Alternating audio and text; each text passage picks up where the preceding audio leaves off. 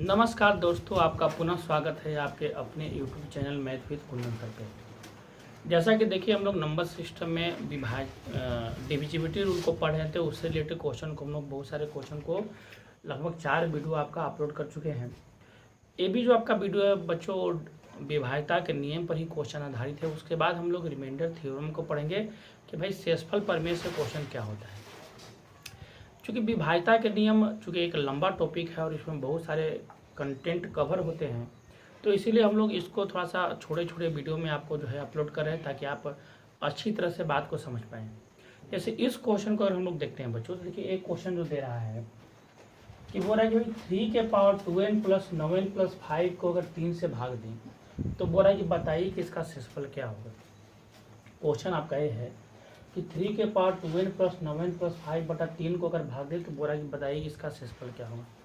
अब एक बात आप बताओ कि चूंकि 3 से भाग देना, क्योंकि योग में है तो सब में 3 से भाग रहा हो, क्लियर है। अब चूंकि 3 के पावर 2n है तो भाई n का वैल्यू अगर आप 2 भी रख देते हो, 1 रखते हो, तो 3 के स्क्वायर 9 होगा। 9 3 से पूरा डिवाइड है। अगर n का मान 2 भी रखते हो तो 3 के पावर 4 होगा, जो 81 है, 3 से पूरा कट जाएगा। इसका मतलब कि n का मान अगर आप कुछ भी रख दो यहाँ पर जो वैल्यू होगा, जबकि n एक प्राकृतिक संख्या है, नेचुरल नंबर है, तो कुछ भी रखिए 3 से पूरा डिवाइड हो जाएगा, पूरा कट जाएगा। तो पूरा कट जाएगा तो बताओ, जब पूरा कट ही जाएगा तो इसका शेषफल 0 आएगा, क्लियर है। अब जो दूसरा टर्म है वो पूरा 9 में, क्योंकि 9 जो है ऑलरेडी 3 से पूरा विभाजित है, तो n का मान आप 1 2 3 4 कुछ भी रखो, हमेशा जो 9 का गुणज होगा वो 3 से पूरा कट जाएगा। तो बोले भाई ये भी 3 से पूरा कट जाएगा, इसका शेष 0 आएगा। अब बचा क्या बच्चों, 5। तो अगर हम 5 में 3 से भाग देते हैं तो 5 में 3 से भागने पर शेषफल जो आता है वो 2 आता है, क्लियर हो गया।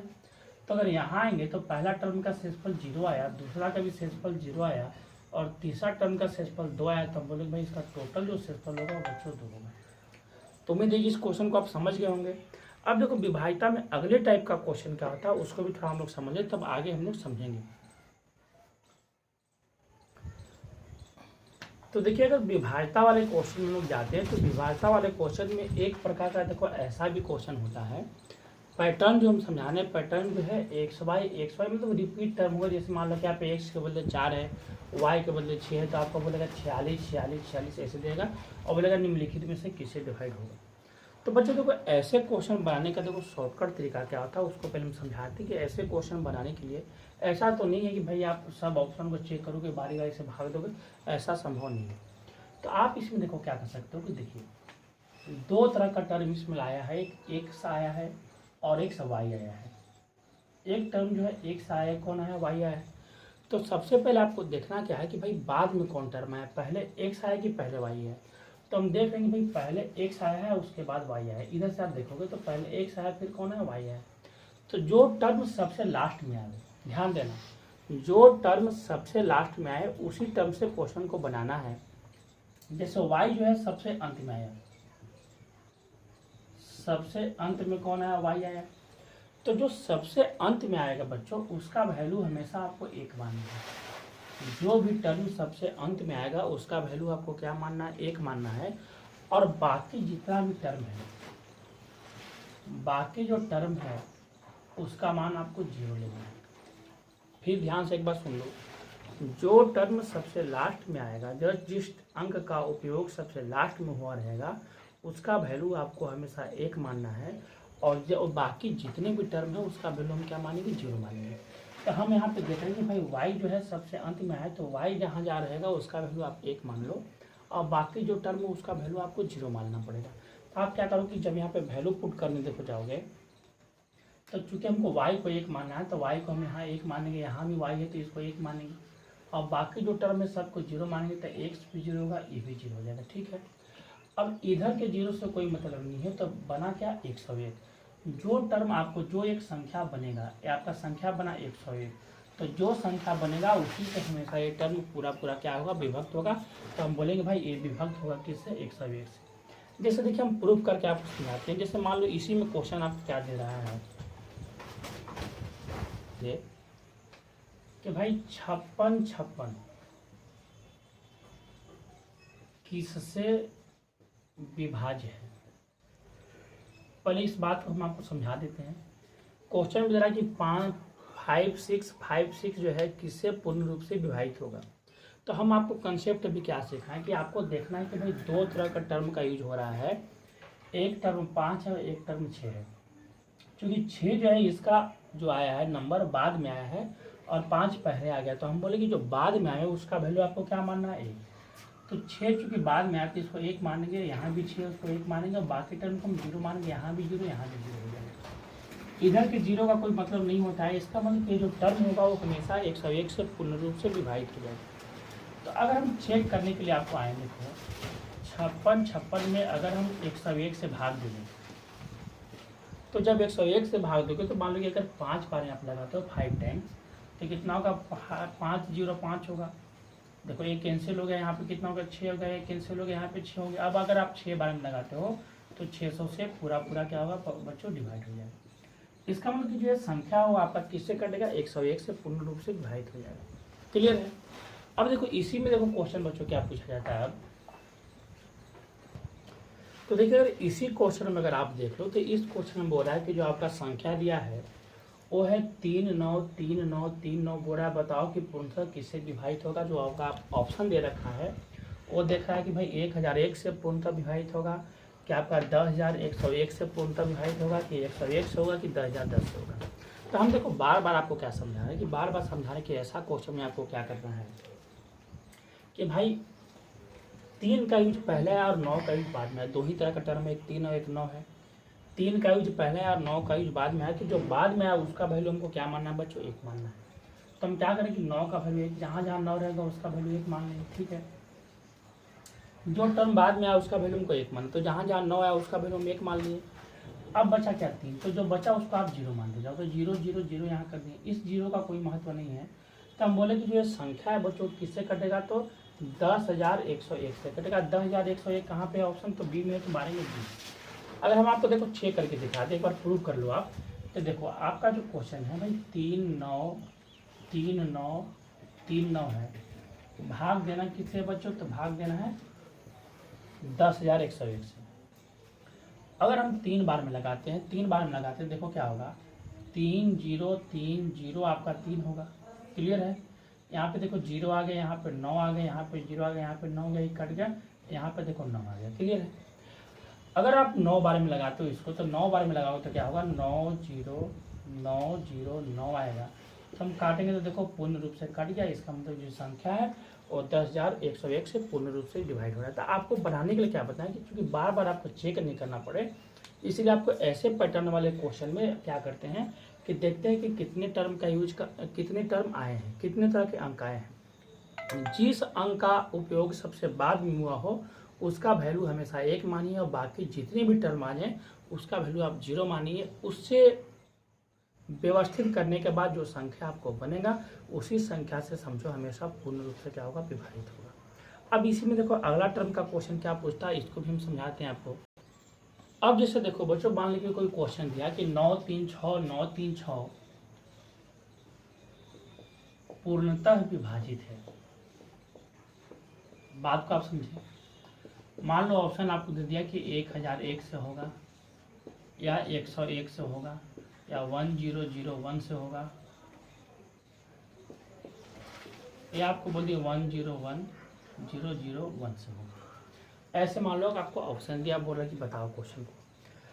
अब बच्चों देखो अगर आप बनाने जाओगे तो आपको क्या होगा कि भाई आप 3 तरह का टर्म आया। देखो एक 9 आ रहा है, एक टर्म देखो 9 यूज आ रहा है, एक टर्म यूज हो रहा है वो 3 है, और एक टर्म यूज हो रहा है वो 6 है। 3 तरह का टर्म देखो यूज हो रहा है बच्चों। ठीक है। अब देखेंगे भाई कौन ऐसा टर्म है, कौन ऐसा अंक है जिसका यूज सबसे अंत में हुआ। तो देखो 9 का यूज हो चुका, 3 का यूज हो चुका, उसके बाद आपका 6 का यूज हुआ। इसका मतलब कि 6 का यूज जो है सबसे लास्ट में हो रहा है। ठीक है। तो जिसका लास्ट में यूज है हम बता रहे हैं कि उसका वैल्यू 1 मानो, बाकी सबका जो वैल्यू है उसको क्या मानना, तो 0 मानना। बार बार हम आपको समझाना क्या चाह रहे हैं कि जिस अंक का उपयोग अंत में हुआ हो उसका वैल्यू 1 मानिए और बाकी जितने भी अंक है उसका वैल्यू आपको 0 मान लेना है। तो जब हम देखो ऐसा करते हुए पुट करने जाएंगे तो जहाँ जहाँ 6 है उसका वैल्यू बच्चों हम क्या मानेंगे 1 मानेंगे। तो यहाँ भी देखो 1 मानेंगे, यहाँ भी 1 मानेंगे, बाकी जो टर्म बचेगा उसका वैल्यू हम क्या मानेंगे 0 मानेंगे। क्लियर है। अब हम बार बार देखो समझा रहे हैं कि इधर वाले जीरो का कोई वैल्यू नहीं है, तो हम बोलेंगे ये जो संख्या है वो हमेशा 1001 से पूर्ण रूप से डिवाइड होगा। इसका मतलब कि हम बोलेंगे कि किससे डिवाइड होगा बच्चों, तो 1001 से होगा। अगर देखो हम प्रूव करके आपको समझा दें कि 1001 से डिवाइड हो रहा है कि नहीं, तो आप 1001 में भाग दो, 1001 से भाग दोगे 9 3 6 में, तो मान लो कि अगर आप 9 बार में लगाते हो तो आ गया 9009। क्लियर है? ये देखो आपको 0 आ गया, ये 6 आ गया, ये 3 आ गया, ये तो कैंसिल हो गया। अब आप क्या उतारे, 3 उतारे। अगर आप 3 बार में लगाते हो तो होगा 3003। ये 0 आ गया, 0 आ गया, 6 हो गया, कट गया, 6 आ गया। आप 6 बार में लगाओगे तो आपका 6000 यानी मतलब कैंसिल हो गया, मतलब 1001 से पूर्ण रूप से डिवाइड। तो उम्मीद है कि देखिए आप ऐसे क्वेश्चन को समझ रहे कि भाई ऐसा क्वेश्चन आपको कैसे बनता है। ऐसा क्वेश्चन में कभी भी अगर डिवाइड वाला क्वेश्चन दे दिया तो जिस टर्म का जो अंक का उपयोग, जितने भी अंक रहे उसमें से जिस अंक का उपयोग सबसे लास्ट में हो रहा है उसका वैल्यू हमेशा आप 1 मानो, और बाकी जितने भी अंक बचा उसका वैल्यू आप 0 मान लो।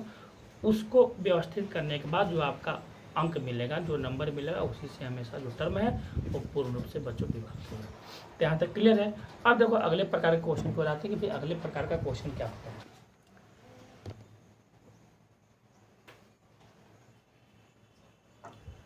देखिए अगर दूसरे तरह के क्वेश्चन को हम लोग आते हैं तो देखो क्वेश्चन क्या दे रहा है। क्वेश्चन देखो आपको दे रहा है कि जब एक संख्या को 91 से भाग दिया जाए, मान लीजिए कोई एक संख्या जो हमको पता नहीं, अननोन है, बोला कि उस संख्या में अगर 91 से भाग दिया जाए तो शेषफल 17 होता है। कोई एक संख्या जिसमें 91 से भाग दे रहे हैं तो शेषफल कितना है बच्चों, 17 है। तो बोला कि उसी संख्या में अगर हम 13 से भाग देंगे तो शेषफल क्या होगा। अब एक्चुअली देखो ऐसा क्वेश्चन को मानते हैं कि भाई नंबर सिस्टम का ऐसा बेसिक क्वेश्चन है। ऐसा क्वेश्चन के लिए बनाने के लिए देखो थ्योरी क्या सिखाया जाता है कि जब भी अगर ऐसा क्वेश्चन बनाए तो आप क्या करो कि सिंपल में पहला जो शेष आया, बोला कि जब एक संख्या को 91 से भाग दें भाई शेषफल कितना है, 17 है। तो पहले वाले शेषफल को क्या मान लो कि हमेशा संख्या मान लो, तो संख्या मान लो 17, और भाग किससे, तो भाग देने सेकेंड बारे में भाग किससे देना बोला है, 13 से। तो आप 13 से भाग दो, तो 13 से भाग दो 13 होगा, आंसर कितना होगा, 4 होगा बच्चों। यानी बनाने के देखो इसमें सिंपली यही कहा जाता है, कहीं भी आप पढ़ोगे तो बताया जाता है कि भाई आप क्या करो कि देखो कभी भी अगर संख्या मालूम ना रहे तो आप क्या करो कि पहला बार में शेष आया उसको अगर आप संख्या मान लो, तो आप 17 को संख्या मान लिए, आप फिर दोबारा भाग कैसे देने बोला 13 से भाग दो, आपका आंसर आ जाएगा। लेकिन दो चीज़ इसमें समझने लायक है। ऐसा तो ठीक है आप बनाने के लिए बना लोगे, लेकिन देखो बात क्या है कि सबसे पहले तो ऐसा क्वेश्चन आप तभी बना सकते हो, इस तरह के क्वेश्चन का आंसर इस मेथड से आप तभी बना सकते हो जब आपका जो पहला संख्या 91 था, पहले आप किससे भाग दे रहे हो, 91 से, और फिर भाग क्या दे रहे हो आप 13 से। तो आपको देखना पड़ेगा कि पहला वाला जो भाग दे रहे थे और दूसरा बार में जो भाग दे रहे हो ये इसका गुणज है कि नहीं। तो आप देख रहे हो कि भाई 91 जो है 13 का गुण है, 13 से 91 7 बार में कट जाएगा। अगर गुणज रहेगा तब तो आप इस मेथड से बना दोगे, लेकिन अगर गुणज ना रहा तो मान लो यहाँ पे अगर बोलता है कि आप 14 से भाग दो, तो फिर ये मेथड आपका फेल हो जाएगा।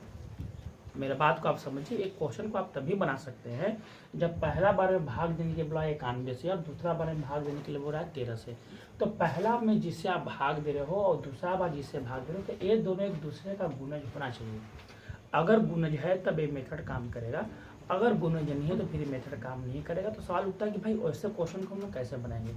तो वैसे क्वेश्चन को बनाएंगे जब हम लोग रिमाइंडर थ्योरम पढ़ेंगे, शेषफल पर में जब हम आपको पढ़ाएंगे तो उसमें सिखाएंगे कि बहुत ऐसा क्वेश्चन आपको मिलेगा जिसमें आपको एक इस तरह का मैटर नहीं रहेगा, तो क्वेश्चन को आप आसानी से सोल्व कर पाओगे। अब एक्चुअली देखो ऐसा होता क्यों है, अब सवाल देखो ये उठता है कि भाई पहले वाले शेषफल को आप संख्या क्यों मान ले रहे हैं। अब देखो आपको बताते थोड़ा सा प्रूफ कि जब आप यूक्लिड प्रमेय जब पढ़िएगा तो यूक्लिड प्रमेय में देखो क्या बोला जाता है, थोड़ा सा आप क्वेश्चन को समझ लो कि जिस संख्या में आप भाग देते हो उसको हम लोग बोलते हैं भाज, या इसी का नाम है संख्या।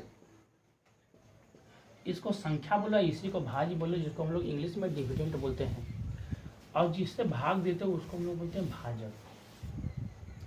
जितना बार में लगता है देखो उसको हम लोग बोलते हैं भागफल, और इसको हम लोग बोलते हैं बच्चों शेषफल।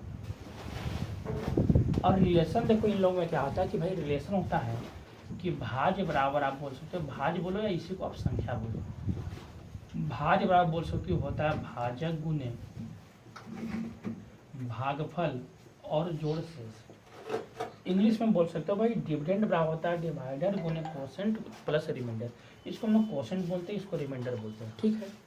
तो भाज्य बाबत जो होता है भाज्य गुणे भागफल जो शेष होता है, जिसमें कहा गया कि भाई जो भागफल होगा वो भागफल जो होना चाहिए वो हमेशा एक भागफल जो होना चाहिए न्यूनतम जो हो सकता है बच्चों एक हो सकता है या एक से बड़ा हो सकता है भागफल। और शेष के बारे में बोला जाता है कि भाई शेषफल जो होता है हमेशा भाजक से छोटा होता है, यानी भाजक जो होता है हमेशा बड़ा होगा किससे बच्चों, शेषफल से। यानी कहने का देखो मतलब ये है कि भाई अगर भाजक 7 है तो शेषफल कभी भी आपको 7 नहीं मिलेगा, शेषफल हमेशा 7 से छोटा मिलेगा।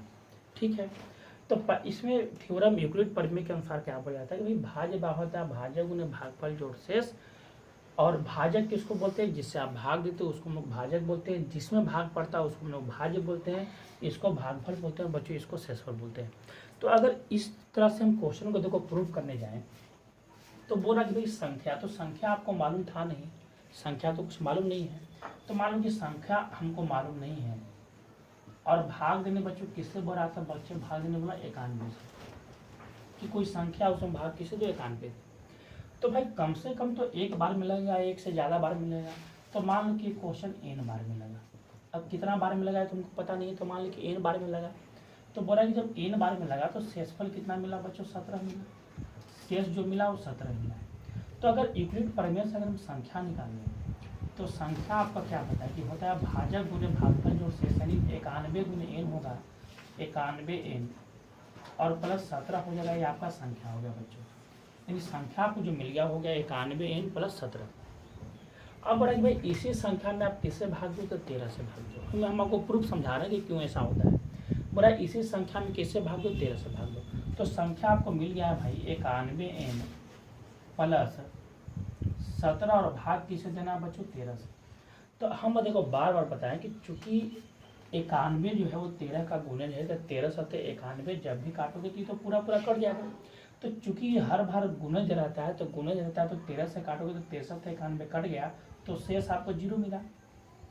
हर बार एक गुणज है, अगर गुणज ना रहेगा तो क्वेश्चन बहुत अच्छा हो जाएगा, लेकिन अगर गुणज रहे तो हर बार देखो इसमें भाग दोगे तो पूरा पूरी कट जाएगा, तो शेषफल आपका 0 हो जाएगा। अब बचा क्या, 17। यही 17 जो रिमाइंडर है, इसी में 17 में 13 से भाग दो, शेष क्या बचेगा बच्चों, 4 बचेगा। तो एक्चुअली बार बार देखो होगा क्या कि चूंकि ये जो संख्या है हमेशा चूंकि गुणज के रूप में रहेगा तो हमेशा तो शेष 0 देगा।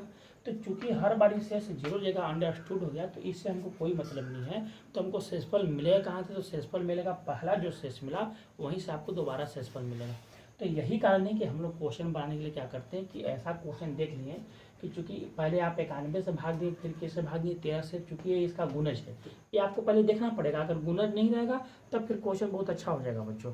अगर गुणज है तो फिर आपको कोई दिक्कत नहीं है, अगर गुणज है तो 63 91 गुणज है, तो हम क्या करेंगे कि ऐसा क्वेश्चन में पहला के शेष में हमेशा इससे भाग देंगे, जो शेष मिलेगा वही आपका आंसर हो जाएगा बच्चों। तो ऐसा क्वेश्चन उम्मीद है कि आप बना लीजिएगा। एक दो क्वेश्चन ऐसा हम आपको और समझाते हैं ताकि आप बात को अच्छी तरह समझें।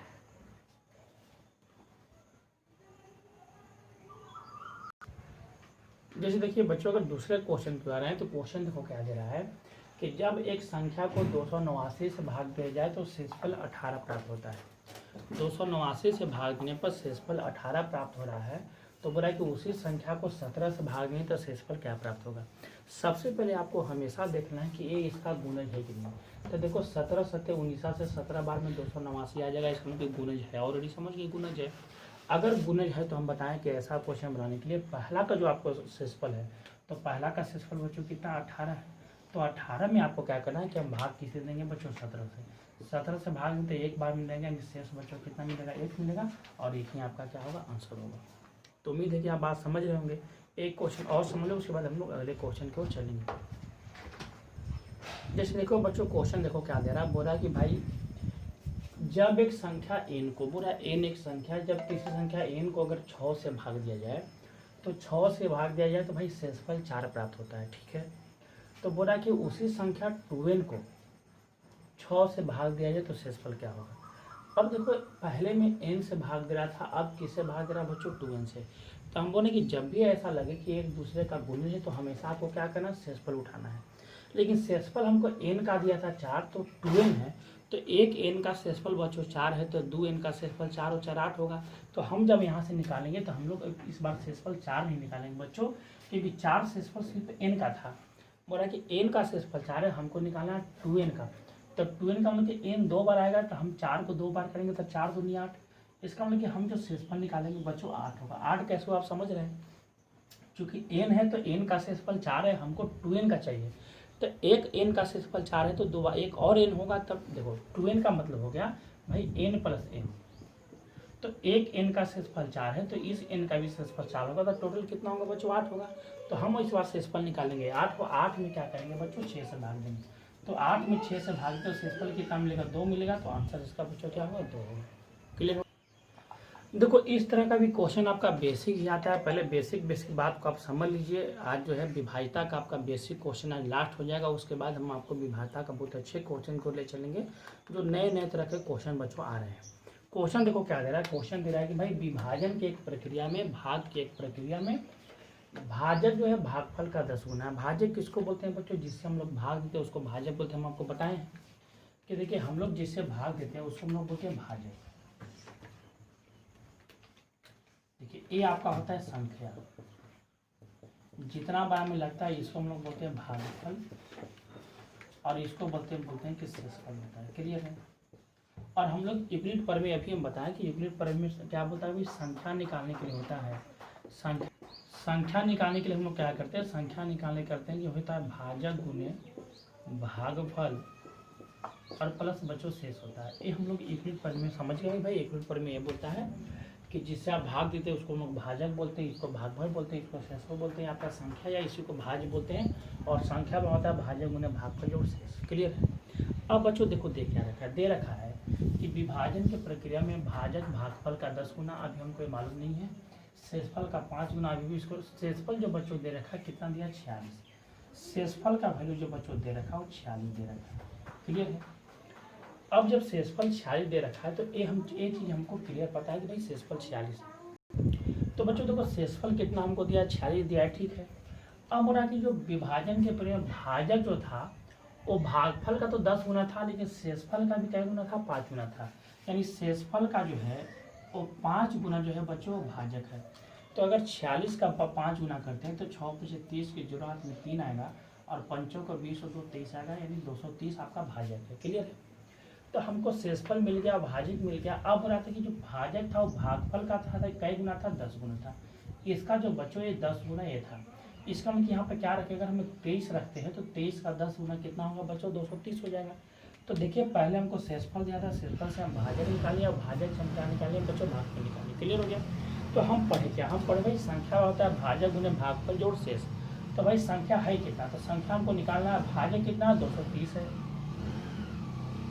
गुने भागफल कितना है बच्चों, तो भागफल 23 है, और प्लस शेष कितना है बच्चों 46 है। तो हम क्या करेंगे, ये दोनों को गुना करके इसमें क्या करेंगे जोड़ देंगे। तो अगर आप 23 और 23 का गुना करते हो, अगर 23 का गुना करते हो तो बच्चों क्या होगा 3 3 9 हो जाएगा आपका। ये 3 दूनी 6 होगा, 3 दूनी 6 होगा, 4 होगा, 529 आएगा। तो 5 2 9 1 0 है, प्लस क्या करेंगे 46 का देंगे, ऐड करेंगे तो आपका 6 होगा, 9 4 13 हो जाएगा, ये 3 होगा, यानी 5336 बच्चों संख्या जो है वो आपका 5336 है। तो ऐसा क्वेश्चन देखो बहुत ज़्यादा हार्ड नहीं होता, केवल आपको लैंग्वेज का प्रॉब्लम करता है और लैंग्वेज को समझना होता है बच्चों। एक क्वेश्चन और समझ लेते हैं ऐसा क्वेश्चन, और उसके बाद हम आपको ये आपका बेसिक जो है वो विभाजन प्रक्रिया खत्म हो जाएगा। देखिए एक और बेसिक क्वेश्चन समझ लेते हैं। एक और बेसिक क्वेश्चन के बाद हम लोग इस वीडियो को लास्ट करेंगे। और बच्चों अभी तक क्या था, कितने बच्चों को लग रहा कि भाई अभी तो वैसा चीज़ पढ़ा रहे हैं जो हम लोग पहले पढ़े हुए थे। तो चूँकि हम ये बेसिक जो आपका 3-4 वीडियो इसलिए आपको समझा रहे हैं ताकि जो न्यू कमर्स हैं, जो नए लोग हैं, ताकि देखिए जो न्यू कमर्स हैं जो हैं वो बात को अच्छी तरह समझ रहे हैं, नए लोग भी बात को अच्छी तरह समझे। उसके बाद जो नंबर सिस्टम पढ़ भी लिए हैं उनके लिए भी बहुत अच्छे अपडेट क्वेश्चन हम आपको समझाएंगे। जो नए नए क्वेश्चन आ रहे हैं, जो नए नए एग्जाम में पूछे गए हैं, उसका बहुत सारा देखिए हम कलेक्शन रखे हुए हैं, हम आपको क्वेश्चन करवाएंगे। लेकिन पहले थोड़ा सा थ्योरी समझ लीजिए। और बच्चों देखिए अभी जो मौसम है, अभी देखिए चूँकि जून का मंथ है, लगभग आज 26 तारीख लगता है कि हो गया आज। और चूँकि हम लोग तरफ तो डेली बारिश हो रही है, डेली शाम को बारिश होती है, और बरसात का मौसम भी आ चुका है। तो चूँकि मौसम बहुत सुहाना है, और इसमें देखिए आप थोड़ा सा आप अपने कंसंट्रेट कीजिए। देखिए जहाँ तक कहा गया है कि जिस तरह से पेंडेमिक चल रहा है आपका कोरोना वायरस, हमको नहीं लगता कि आपका अगस्त या सितंबर तक भी आपका जो है वो कोचिंग वगैरह खुल जाए, अगर अगस्त सितंबर में खुल जाता है तो बहुत बड़ी उपलब्धि होगी। लेकिन जिस तरह से रोज़ जो है लगभग 16,000 17,000 केसेस बढ़ रहे हैं, और चूँकि ये तो 16-17,000 केसेस वो हैं जो सरकार के, देखिए अभी सरकार के क्या बोलते हैं हम लोग, रजिस्टर्ड मामले हैं जो सरकार के नज़र में है। लेकिन बहुत ऐसे मामले भी हैं जो सरकार नहीं बताती है, बहुत सारी चीज़ छुपाती भी है। तो बहुत तरह के, देखिए दिल्ली मुंबई में जिस तरह से कोरोना वायरस फैल रहा है, और जिस तरह से अपना बिहार में भी जिस तरह से देखिए इसका प्रसार हो रहा है, तो हमको नहीं लगता कि ये जो आपका 2020 है उसमें जो है वो एजुकेशन जो है पटरी पे आ सके, ऑफलाइन क्लासेस चल सकें। तो आपको जो है थोड़ा सा आदत डालना पड़ेगा ऑनलाइन क्लासेस पढ़ने का। और हम लोग तो बच्चों देखिए अभी फ्री में, मुफ्त में जो है हम आपको जितने भी वीडियो अपलोड कर रहे हो आपको मुफ्त में ही कर रहे हैं, ताकि आपको जो है इसका थोड़ा लाभ उठा पाएँ। तो आप लोग इसका लाभ उठाइए, और कभी भी अगर कुछ प्रॉब्लम हो, कुछ सजेशन हो, तो आप लोग कमेंट करते रहिए।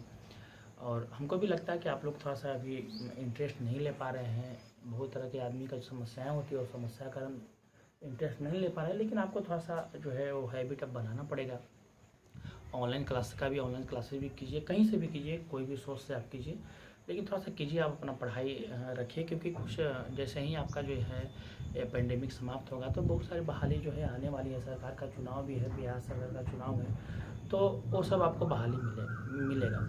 तो थोड़ा सा आप तैयार रहिएगा तो आपके लिए फ़ायदेमंद होगा। इसीलिए आप पढ़ाई छोड़िए नहीं, कंसंट्रेट कीजिए और थोड़ा सा रेगुलर पढ़ाई किया कीजिए। जैसे इस क्वेश्चन को देखिए हम लोग आते हैं, तो ये क्वेश्चन देखो दे रहा है कि विभाजन की एक प्रक्रिया में भाजक भागफल का 3 गुना है और शेषफल का कितना है बच्चों, 6 गुना है। शेषफल जो बच्चों दे रखा हो 21 है। तो अगर हम आपको देखें, अभी बार बार देखो समझा रहे हैं कि भाई हम लोग क्या करते हैं, भाजक बराबर करते हैं, ये आपका जो संख्या होता है, ठीक है, इसको हम लोग बोलते हैं बच्चों भागफल बोलते हैं, और इसको हम लोग शेष बोलते हैं। शेष जो बच्चों दे रखा हो 2 दे रखा है, भाई शेषफल कितना है, 2, क्लियर है। और बताते हैं विभाजन की प्रक्रिया में भाजक जो है वो भागफल का तो 3 गुना है, लेकिन शेषफल का बच्चों कितना गुना, 6 गुना है। इसका जो है ये 6 गुना है। तो बचाओ 2 का 6 गुना करेंगे तो ये 12 रहा होगा, क्लियर। इसका कि भाजक 12 है और भाजक था भागफल का, इसका जो बच्चों था वो 3 गुना था। तो बताओ इसका मतलब यहाँ पे 4 रखेंगे तब तो 4 का 3 गुना 12 होगा। तो देखो हमको भाजक भी मिल गया 12, भागफल भी मिल गया 4 और शेष हमको मिल गया 2। तो संख्या जब हम लोग निकालने जाएंगे बच्चों, तो संख्या होता क्या बताओ, संख्या होता है भाजक गुने भागफल और जोड़ शेष। तो बताओ भाजक कितना मिला, 12 है, भागफल बच्चों कितना है, 4 है, और शेषफल 2 है। तो बच्चों का 48 में 2 जोड़ोगे 50 आएगा। तो ये जो बच्चों अभी तक था ये आपका बेसिक क्वेश्चन हम आपको समझा रहे थे कि भाई विभाजन प्रक्रिया का जो भी बेसिक क्वेश्चन हो सकता है पहले हम आपको समझा। उसके बाद अब जो क्वेश्चन हम आपको बताएंगे वो विभाजन प्रक्रिया का बहुत ही अपडेट क्वेश्चन करवाएंगे, लेटेस्ट क्वेश्चन करवाएंगे, और बहुत ही अच्छे इंपॉर्टेंट क्वेश्चन करवाएंगे जो आपको दिक्कत होता होगा। तो उम्मीद है कि आपको जो ये वीडियो अच्छा लगेगा। उसके बाद हम लोग जब अगले दिन मिलेंगे तो बहुत अच्छे अच्छे क्वेश्चन का कलेक्शन हम ऑलरेडी रखे हुए हैं, तो क्वेश्चन हम आपको करवाएंगे। कुछ लोग जो है मैसेज भी करते हैं कि सर इस तरह का क्वेश्चन भी आप करवा दें। तो जो क्वेश्चन बच्चे भेजे हैं वो क्वेश्चन भी रखे हैं, वो क्वेश्चन भी हम आपको करवा देंगे। और उम्मीद है कि आप आनंद रहिए, खुशीपूर्वक रहिए और ये सुहाना मौसम का आनंद लीजिए। थैंक यू, धन्यवाद।